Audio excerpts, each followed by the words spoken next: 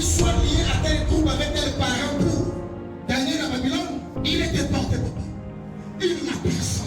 Il n'a que Dieu sur une terre étrangère. Vous savez, il est important de savoir que le niveau de notre relation peut aussi déterminer notre attitude face au monde. Je dis le niveau de notre relation. La plupart des gens, ils viennent en Dieu, mais ils ne construisent pas une relation forte. Parce que pour tenir la Babylone, il faut être sûr.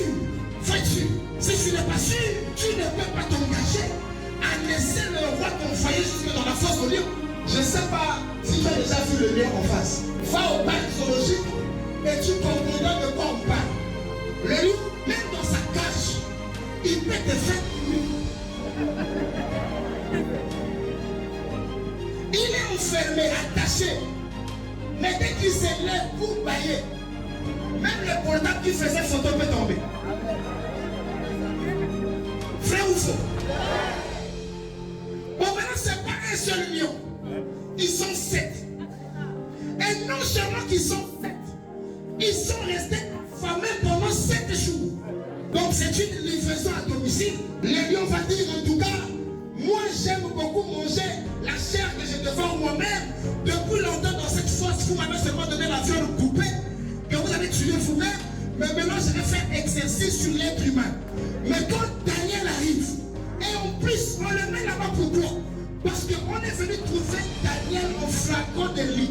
Ça veut dire, le roi dit personne. Il y aura un autre Dieu excepté moi. Mais Daniel est en train de prier en laissant la fenêtre de chambre ouverte. Mais même quand il est en train de laisser la fenêtre de la chambre, la Bible dit la fenêtre de la chambre en direction de Jérusalem. Donc je suis l'homme, mais je n'oublie pas mes origines. Mais je n'oublie pas d'où vient mes relations. Mais je n'oublie pas le Dieu que je sais et le Dieu d'Israël. Je peux être n'importe où, mais je ne perds pas la relation.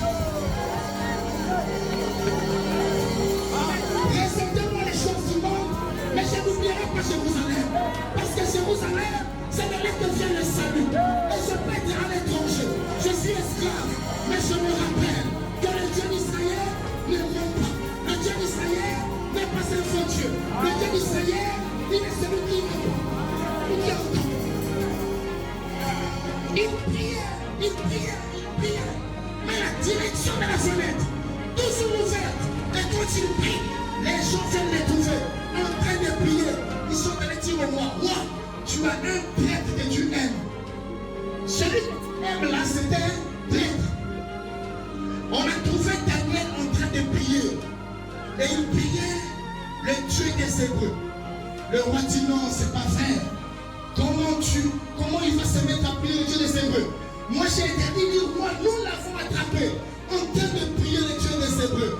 Moi je sais qu'aujourd'hui chacun veut inventer ses dieux.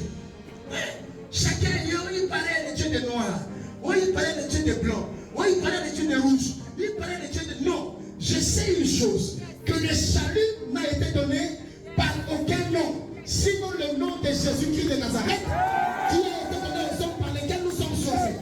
Donc en réalité, peu importe ce qui va me présenter ou me dire, je connais quelqu'un, je le connais, oui, je le connais.